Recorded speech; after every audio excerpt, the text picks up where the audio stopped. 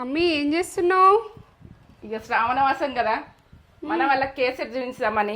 ఇక నాకు కేసరి అయితే ఓ లెవెల్లో టేస్ట్ మాత్రం చాలా చేస్తా, ఎందుకంటే అలా చూపిద్దాం.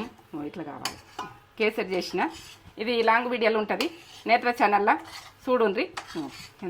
ఈ ప్రాసెస్ అన్నది పక్క చేసుకొని చూసి మీరు ఒక లైక్ అయితే ఇచ్చుకోండి. ఎంత బాగా వచ్చింది చూడుర్రి. సూపర్ వచ్చింది. ఎంత బాగా వచ్చింది. ఇట్లా ఈ రకంగా చేసుకోండి. కేసరి అంటే మనం ఎట్లా చేసుకోవాలి, ఏం చేసుకోవాలి, పిల్లలకు తెలియని పిల్లలకు టేస్ట్ లెవెల్. ఇక దీనికి మాత్రం తగ్గేదే లేదు.